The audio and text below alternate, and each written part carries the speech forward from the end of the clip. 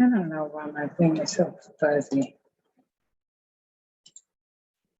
Jacqueline W. Bryant, President of the Brunswick, Georgia chapter of the Links Incorporated. I bring you greetings on behalf of our chapter, and we are excited to be partnering with I Deserve, Inc. A little bit about the Links Incorporated.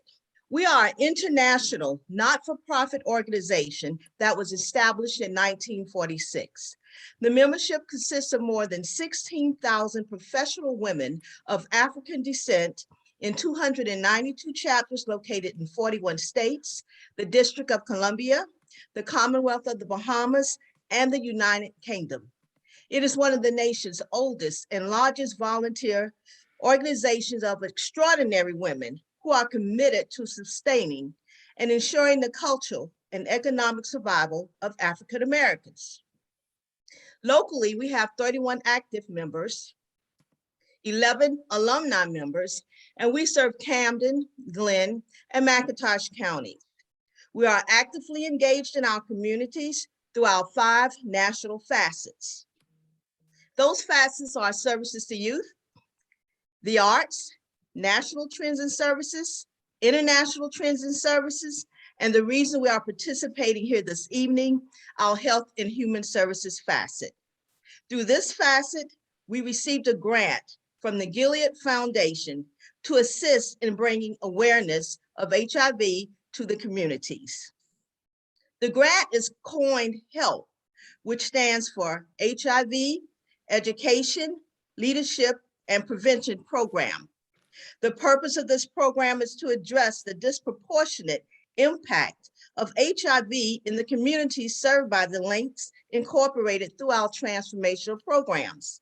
The program builds on existing successful models of community engagement at the chapter, area, and national levels to deliver impactful and sustainable programs through a variety of platforms and partners, one of which we are engaging here this evening. So please remember, we all need to work together to decrease the healthcare disparities that impact our communities regarding HIV. Again, welcome. We're happy to be here, and please prepare yourselves to learn as much as we can. Sharon? Good evening, everyone. I'm Sharon Blue Lee, and I am co-chair of the Health and Human Services facet. And before I talk a little bit about that facet, I'd like to ask my other co-chair to introduce herself as well. Good evening. My name is Michelle Drew. Michelle Drew and myself work together on Health and Human Services along with our other committee members. And the facet was established by the Links Incorporated in response to chronic health disparities that persist in Black communities. More times than not, these disparities result in the decreased life expectancy of African Americans and other people of African ancestry. The goal of this facet is to promote and facilitate programs that support maintenance of good health and elimination of chronic health disparities in communities of color. Now, not only do we deal with HIV in this facet, we also deal with some other areas that impact communities of color, and I'd like to just share a few of those. Mental health, linkages to life, which deals with organ and tissue donations. We have a program called Health Equity Ambassador, and under that comes breast cancer awareness, heart health, and walking for healthy living. And of course, we also deal with childhood obesity and oral health care. So we have a lot going on under Health and Human Services, and we are very excited about being able to partner for this HIV event. So, G. Allen? You can't hear me. Now you can. Yes. Hello, everyone. I'm G. Allen Battle. Thank you so much, Sharon. Thank you so much, Chaplain. Thank you to Michelle and everybody involved who is here to make this happen. I'm your host for the evening, host and moderator for tonight's conversation. I'm the founder as well as the conference director of I Deserve Incorporated. I Deserve Incorporated is an organization that was founded to dispel the myth of unworthiness and undesirability. We believe that every individual on this planet is worthy of and deserving of good. As she mentioned earlier, they partnered with us for this year's Deserve Conference Series. The Deserve Conference Series is a series focused on whole self wellness, and it's hosted by I Deserve Incorporated. And this year's theme is Minding the Heart. And every year, we always do a World AIDS focus, and that's where the links come in. And we thank you so much for joining us and partnering with us with this World AIDS Day focus throughout this week and throughout the rest of the month of December. Thank you so much. And so without any further ado, we're going to get started in this conversation entitled HIV in the Community, Everyone's Voice. I know that Sharon and Jacqueline have introduced themselves, but we have two other panelists, three actually. If you guys would go ahead and introduce yourselves at this time. I guess I'll go ahead and go. My name is Katrina Howard. I am a former lead communicable disease specialist for the Coastal Health District. So I had a pleasure of working the front line when it came to HIV and AIDS for a decade. So it is definitely a pleasure to be here today to have these conversations. Thank you. Thank you. Good evening, everyone. My name is Ricky Perkins. I am the community health educator at the Coastal Health District currently, and my job is to, educate and advocate for people who have HIV/AIDS. Thank you, Ricky. And finally, Michelle. Did I say your name correctly? Michelle? Yes. Yes. I'm Michelle Drew, and I am a citizen, a member of McIntosh County, and a part of the Links Incorporated and educator in Glenn County. Awesome. Thank you guys so much for joining us on tonight's conversation. I think this is going to be a really good time. What I'm going to do now is make sure that my phone is on silent because I would be the one to make that mistake. So there we have it. All righty. So diving right into this conversation entitled HIV in the Community, Everyone's Voice. The theme for World AIDS Day this year is equitable access, everyone's voice. I want you to keep that in mind, okay? So my first question to everyone is, why do you believe we need to continue this conversation about HIV prevention and care in the year of our Lord 2021? Why is it necessary that we still talk about HIV today? If I can go ahead, it's very necessary to discuss this topic today in the year of our Lord 2021, believe it or not. Despite all the advances that we have in science and medicine, there is still a fear of disclosing the status. There's still a fear of being shunned, so to speak, from your community if you reveal what's going on. Much like if I can compare with COVID-19 right now, there was a big issue about whether or not you were vaccinated or not. And we still have people on either side because we're now, have you received your booster shot or not? So are you HIV positive or not? It's kind of like you're separating, and we don't want that. We want everyone to have knowledge about what HIV is, what causes it, and how can we prevent it? That's the number one thing. How can we prevent it? Because in our community as African Americans, STD is still prevalent in our community, as well as the number of cases of HIV in our community. So if we don't share the information, because knowledge is power, then we will still have increase versus decrease. So if we stop the conversation then we will not make an impact on our community. And also we talk about equity. We want equitable access to healthcare. If they don't share, they think it's a stigma because if someone sees me go get tested, then they already know that they think that I'm positive. And that's not necessarily the case. So what we have to do is remove the stigma, make sure that everyone has access to testing, make sure that everyone understands what type of medicine or help is out there and available in the community, because most people don't know. So that's why we have to continue to this conversation. Thank you. Ricky, if you don't mind chiming in, I know you currently are working as the community health educator for the Coastal Health District, and you work very closely when it comes with HIV prevention and all of those efforts. Why do you believe it's necessary that we continue this conversation? I believe we should continue this conversation because it is an ongoing matter. I mean, I see it pretty often, especially like, going to colleges or going to other testing events and trying to get the individuals to talk about it, and I always ask the question, well, what do you know about HIV?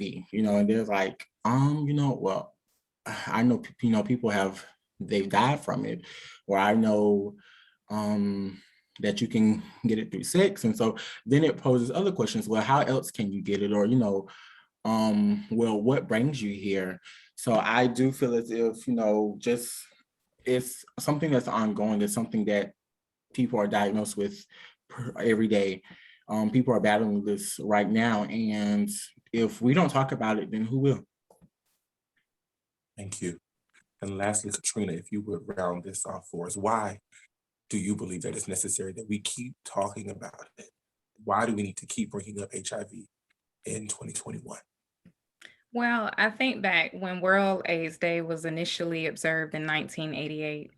We're now in 2021, and so much has changed, but there's still a barrier, lack of education. You think about it, I can remember working as a communicable disease specialist, and so many people ask me initially when they're diagnosed, how long do I have to live? The lack of understanding. I tell people all the time, this is just a diagnosis, you have life after a diagnosis, and people don't understand that. So we have to continue the conversations.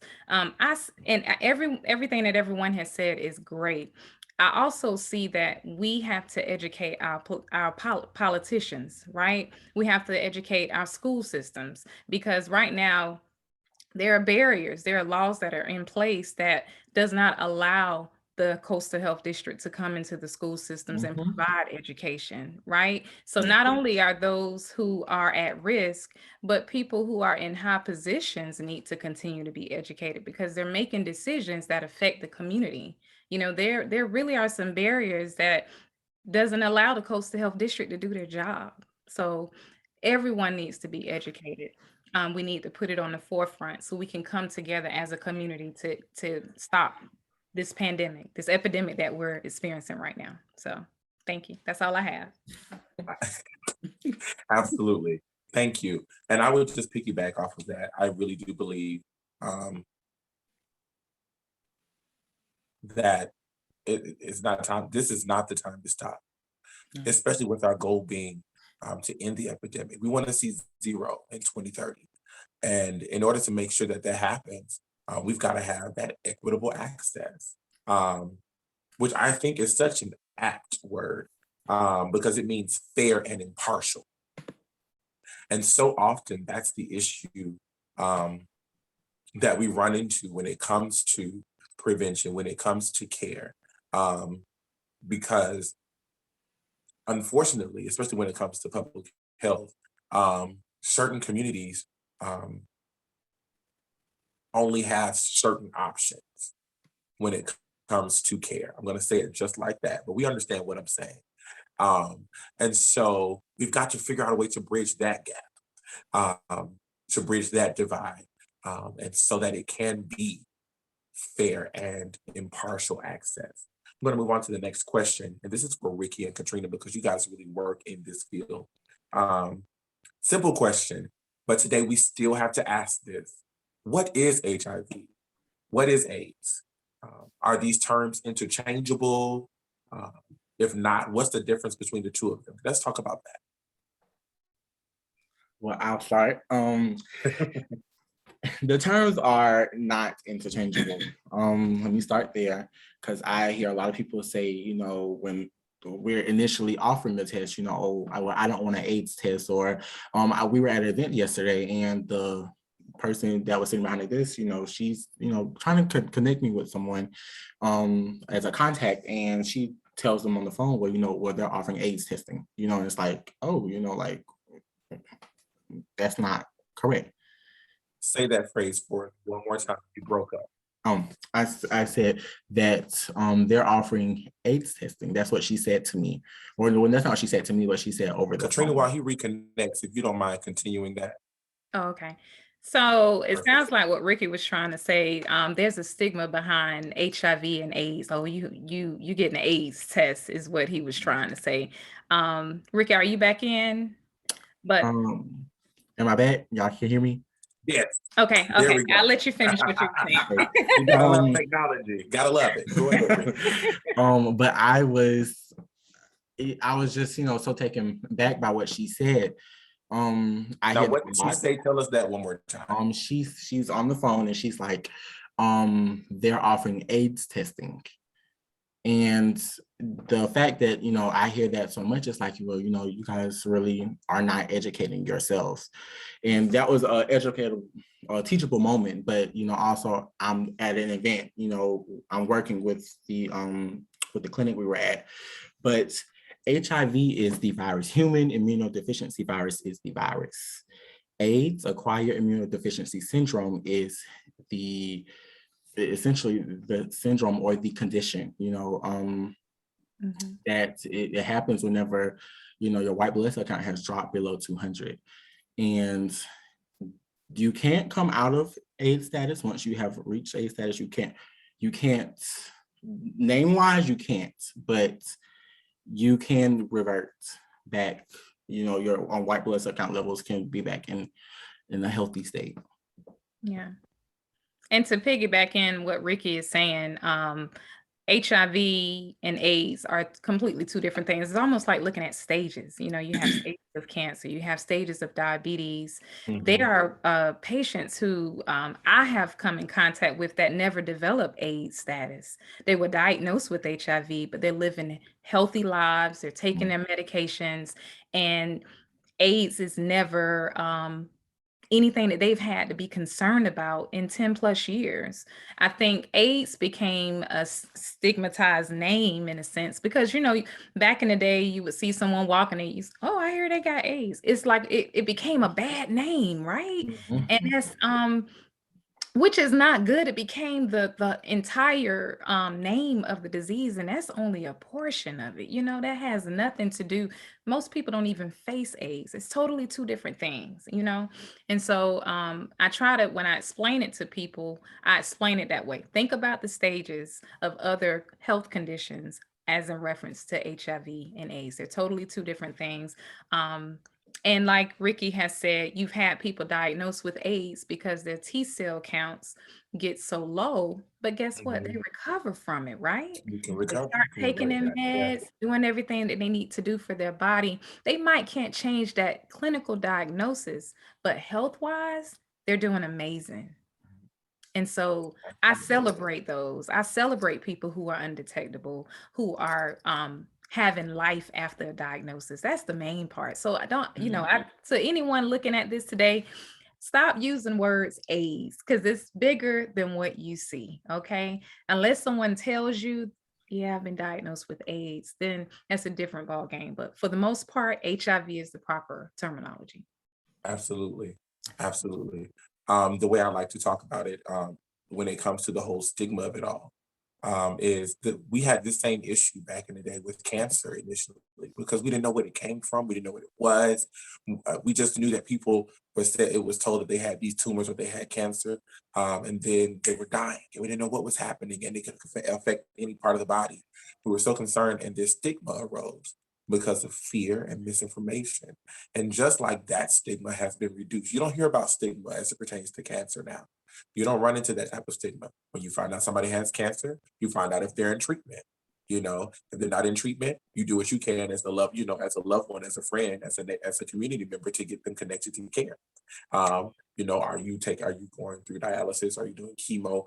What measures are you taking to take care of this cancer diagnosis that you have? But there's not that fear surrounding it. So we don't mind getting those tests and things of that nature. You know, there's the natural fear about being sick, but at the same time, there's not that community fear or that community lack of knowledge or lack of information that is projected upon an individual as it is with HIV and AIDS. And I believe that just as we've reached that point where stigma was eradicated as pertained to cancer, I believe we can do the same thing with HIV. I do think it's going to take a little bit longer though, simply because if we're being realistic, especially in places like the Bible Belt and with the US being a country that is predominantly Christian, I'm a Christian. When you think about a virus that we associate with sex, and for some reason, because we vilify sex, which is very odd, because it's a natural thing, and hopefully it's enjoyable for everybody who's partaking. Like we should be thinking about it in those healthy matters, but that's not the way that we do it. And so when you take the virus and you associate it with sex, then oftentimes there is going to be that stigma surrounded or as it pertains to behavior and things of that nature. I want to move on and ask another question that is not listed on here, or start a kind of discussion that is not listed here. Katrina mentioned earlier that sexual education in the state of Georgia specifically, where we are, and specifically in Glenn County, but since we're talking about since we're speaking with the links there in Brunswick, is limited to abstinence. Georgia is an abstinent state, and so our schools, if they teach sexual education, what they teach is abstinence. That means condoms are not brought in. That means protection is not brought in, because you don't need protection if you're not having sex. Katrina, throw some of your thoughts out there about that. Oh, I have some thoughts. I know you do. My thing is, you can tell somebody they bet not do something, but guess what? They're going to do it anyway. So I don't like the concept of abstinence only method, because you're telling someone what they shouldn't do, but you're not showing them how to prevent if you do it. Mm-hmm. Our students need to know, simple as putting on a condom, knowing the expiration dates, knowing what's feasible for your body. Mm-hmm. That is not allowed. There are so many students who have come through our facilities and who tested positive for STDs, and they didn't know they could get an STD that way. They didn't know about protecting themselves. And we know Mm-hmm. youth are having sex at a very probably young ages. They have the social media Right. now. What is it, 14 to 18? And then what Yes. is the other age range? I think it's like 50 to 65. Yeah, so 14 to 18 is when it comes to gonorrhea and chlamydia cases, last when I looked at it, was the Mm-hmm. highest rates. So if you have youth that young who are already testing positive for gonorrhea and chlamydia, they're doing the same thing. They could be exposed to the HIV, right? Right. So I feel like our school systems need to set a foundation where they are at least starting the conversation. It's almost like I think now let me know, Miss Michelle, I can't remember. I think there is education about what STDs are. So they are Yes. educated about what the symptoms are, but they're not still informed or provided information about protecting. It's the preventive measure, from my understanding, that is not being It's the preventive measure. Okay. Yeah. So that is my thought. I think that with state of Georgia having rates as high as we have, we're contradicting our data. Honey, okay. Ricky, Yes. as it pertains to the whole education factor, because I know when she said it, your face was like, right. Tell us about that.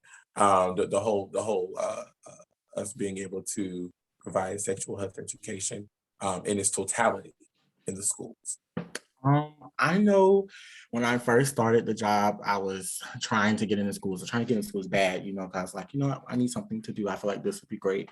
And I was hit with the, we're abstinence state. Like we can't go in unless, we clear it with the school boards, and we have to talk to parents, and we have to talk to the teachers, have to be comfortable. Maybe sometimes you can get a teacher, and it's like, I feel like you shouldn't have to go through all that. I feel like when I was in school, we learned about it.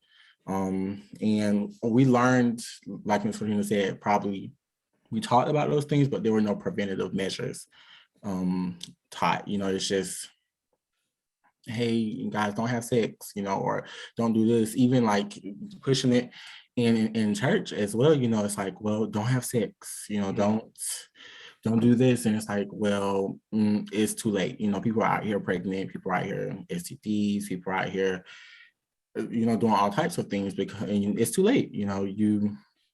It's like your mom telling you not to touch the stove, the eye of the stove, and you touch it and you burn your hand. And it's like, well, I burnt this hand, but I'm gonna do this one now.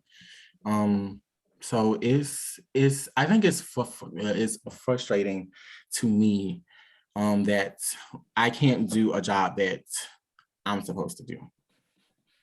Oh, that frustration is so real. And I've seen you work in that field and be passionate about educating people. That's part of the reason why I have to shout Ricky out for a moment. He worked as an intern with me when I was the men's HIV outreach specialist there, and technically doing the job of an HIV prevention outreach coordinator. When I was there, he came on as an intern, worked as an intern for essentially a year. And the work that he's doing now is reflective of the work that he put in to make sure that he got educated on the matter. And he did things like going through media boot camp so he could have conversations like this via Zoom, on the radio, over television. So I have to commend you for doing the work. Michelle, you're an educator, and so you actually work in the schools. Do you mind? I know you can't say too much because that's your break. But am I correct in thinking? I believe that though we're an abstinent state, the state has left it up to the counties themselves to decide whether or not they will teach the full sexual health education. Is that correct? I believe that is correct. And there are also committees that are formed in order to review topics such as this, much like we have reviews of textbooks and books in our media center, and you hear about those things also. So there's a committee that reviews, if I'm not mistaken, it's our Family Life Committee. And they review topics and books to see if they would be appropriate for various ages. And it is totally up to each district, but still meeting the minimum of the state's guidelines of abstinence. Okay, which means they have to include abstinence as a method that they teach. Which hiking is, honestly, it's the best method. If you don't want to sexually transmitted disease, don't have sex. That makes sense. So then my next question would be, do we believe it's possible to kind of turn that tide? Because I feel like if we can communicate with enough parents, and I know several teachers who are like, we should do this. If enough of us speak up, do you think it's possible for that legislation to be changed, at least in the county, on the county level, county by county? Anything's possible. I wouldn't limit it to. Okay. I put that out there because and when I say anything's possible, you look at when parents speak out and they're vocal about various topics. Yeah. Attention is drawn to it. So. Yeah. Thank you. And that's literally my point. I feel like if we if everyone raises their voice, everyone's voice, right. I think we can make that change. I challenge Glenn County Glenn County, McIntosh. Yes, even McIntosh. Chatham County, Bryan County, all of the Coastal Health District, all of the other counties. I suddenly, Long County, I drew a blank for a moment. But I challenged them. Parents, start raising your voices. I'm not saying we have to teach your kids sexual positions and things of that nature. I don't think that's necessary. But I do think that they should understand the mechanisms, number one, of sex. The mechanisms as it pertains to their sexual organs and how they work, and how they come together. Different types of sex as it pertains to gender and such, so that you know the percentages, the likelihood when it comes to contracting certain diseases, because there are certain types of sex that make you more likely or more prone to certain STDs and certain STIs, and so it's important to know that. Most people don't know that you can HIV can be passed orally via oral sex. We don't talk about that. Because it's oral sex. That's not really sex. It is sex. That's why you can get gonorrhea in your throat. It's very important for us to know those things. And so I believe if we have these conversations, we can, and if everybody is willing to voice their opinion, everybody's not going to agree. But if we can find some middle ground, because we've just gone so far right, I feel like if we can find some middle ground, we can really make some change. And we can see this goal of ending the epidemic by the year 2030. So when we have conversations like these, we love to ask everybody, including in the conversation, the same question. I deserve, our logo is broken down into an acronym where we remove all of the vowels except the I, and it's spelled IDSRV. So whenever you see our logo, you see that IDSRV. And it stands for I dream, speak, and receive victory. So in light of all of this that we've been talking about, when you hear the phrase, and this question is for everybody, when you hear the phrase, I dream, speak, and receive victory, what's the first thing that comes to your mind? Triumph. Say that again. Triumph. Yes, talk about that. I just think about, trying, defeating something. I've overcome something. I've made it to the other side. Come on now, don't take me to church. That's, just thinking about, I remember when I was in college, I used to always have this, probably more than likely anxiety, but I used to always think I contracted HIV. It was just always a thought, and now I've moved on to, okay, well, I know my status. I know what I am able to do. I know the knowledge. I've educated myself, especially to do my job. But, I've overcome that. Now it's not really, it's sometimes it's in the back of my head, but more so, it's like, well, I know that there are other options. Wonderful. Anybody else? I think about when I dream, I speak and receive victory. At that moment, I thought about all of the people in my world, in my line of work, who thought they had a death diagnosis. At that point, I'm like, you got this, you got victory. So I say that to say, if there's anyone on this Zoom right now who live in fear, know that you have victory. Take control of your diagnosis.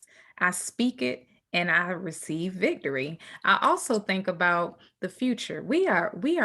I believe we're going to come with a cure. I believe that HIV is going to be something that is treatable out of your system and you keep it moving, almost like another gonorrhea, chlamydia. Get your treatment and keep it going. I am believing in that. You hear me? We are going to come.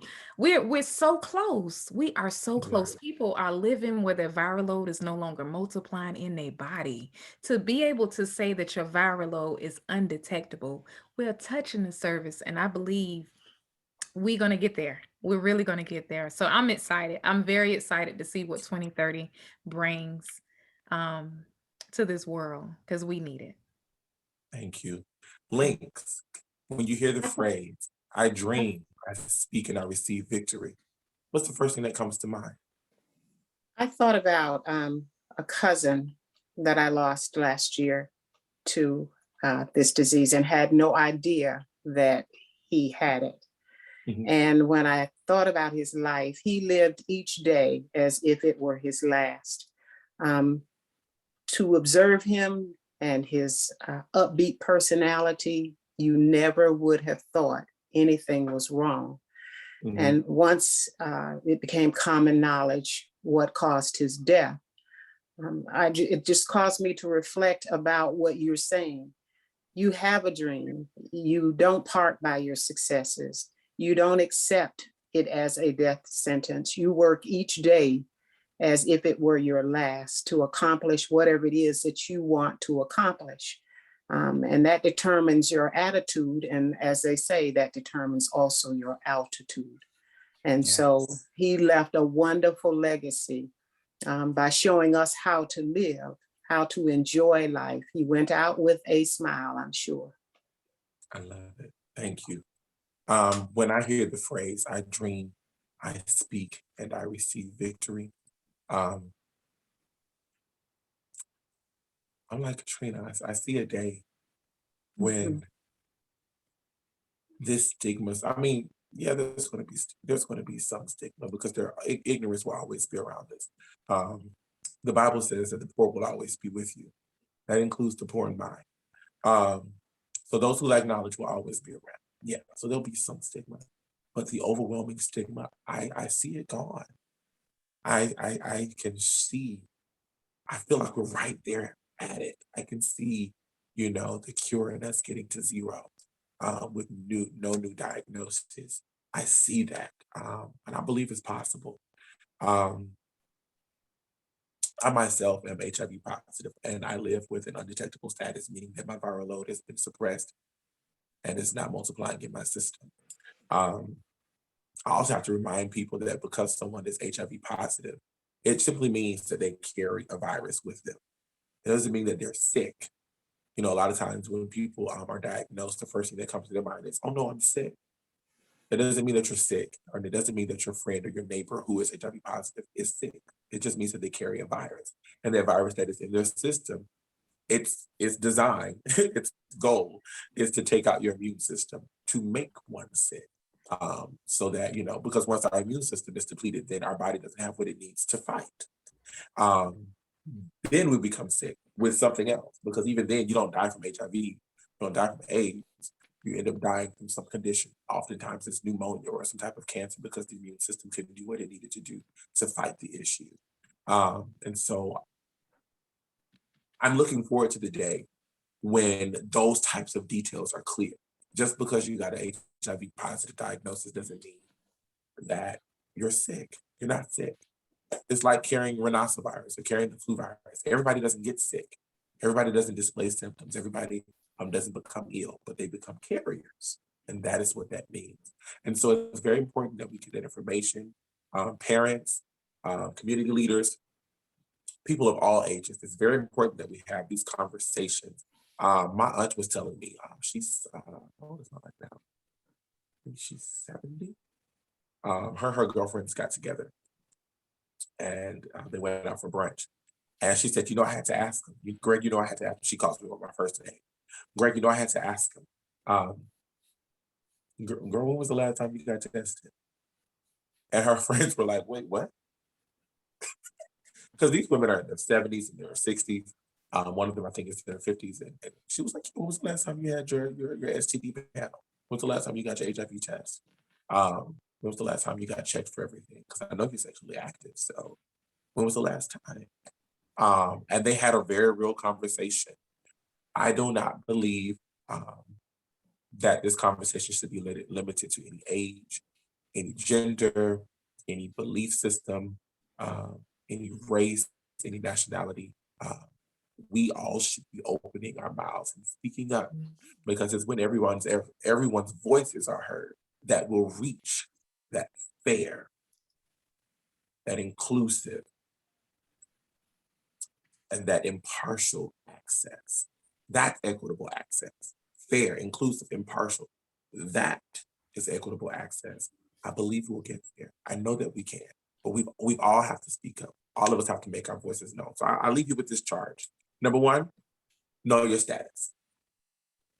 HIV can be passed and transmitted via sex, mother to child when it comes to birth, and it can also be passed with the use of intravenous drugs when sharing needles. So know the access points, know how you can get it, and know your status. If you find out you're positive, get into care. If you got questions and you don't know where to go, contact your nearest health department. If you live in the Coastal Health District, they have the best HIV team I have ever seen anywhere. Thank you. The best. I know this because I used to work with them. I'm telling you, they are the best I have seen anywhere with any health department. I have never seen a team this efficient. Contact them. They will help you. Yes, but if you feel some type of way about going to the health department, visit ideserve.net. That's IDESERV.net. Go to the contact tab. Go to the get in contact with us. Reach us. Whatever that label that says contact us, go there. And in the contact box, contact us. Let us know, hey, I'm having this issue and I need to get connected to care. I don't care where you are in the country. We will get you connected to care. That is what we do. We make sure we get you connected to care. If you're having issues in your mental health area as well, I know that's not the theme of this talk, but that's also something that we do. We will get you connected to care, okay? So, know your status. If you find out you're positive, you're connected to care. If you find out you're negative, find out how you can continue to protect yourself and protect your sexual partners, and educate yourself so you can educate your neighbors, okay? I believe we should all be advocates. Why not, right? Why not advocate for healthy living? And lastly, raise your voice. Speak up. Everyone's voice has to be heard. Everyone has to speak up because that's when we'll reach that equitable access. And that's when we'll see the end of this epidemic. 2030 is the goal, you guys. Let's make it happen. So with that, I'm going to go ahead and ask everybody on the panel now. I know World AIDS Day was yesterday, December the 1st. It was also my birthday.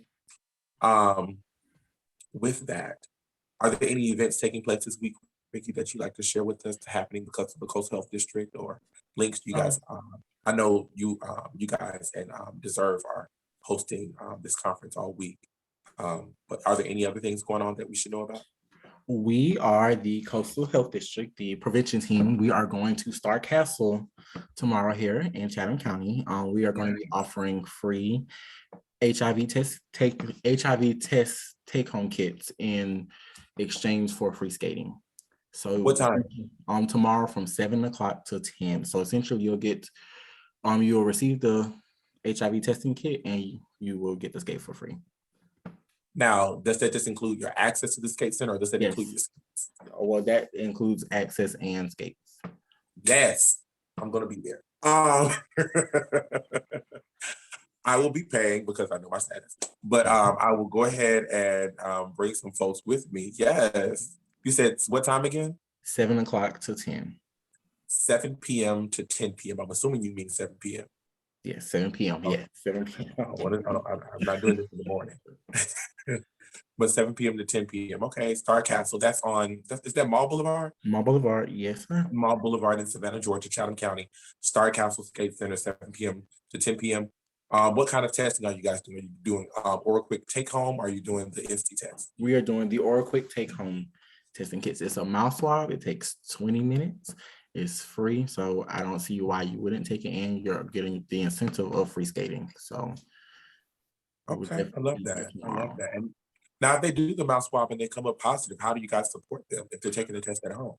We support them by asking that you all would reach back out to your local health departments. Okay. So with that, they're going to give you guys some contact information. When you find out your status, I challenge you to reach back out to the health department, whether you test positive or negative, so that they can educate you either way. Okay. Because if you're negative, that's a great opportunity for you to go ahead and sign up for PrEP if you're eligible for that, to protect yourself against HIV. It's a once-a-day pill, and it's a regimen that you can start and take. And if you need to come off of it for any reason, you can contact your provider. They can take you off of it using their program. And then if you need to start on it again, they can do the same thing using the guidance of your doctor, using the guidance of your PrEP provider. But it is something that is wonderful in the prevention of the transmission of HIV. Okay. Trying to think, are there any other notes that are helpful?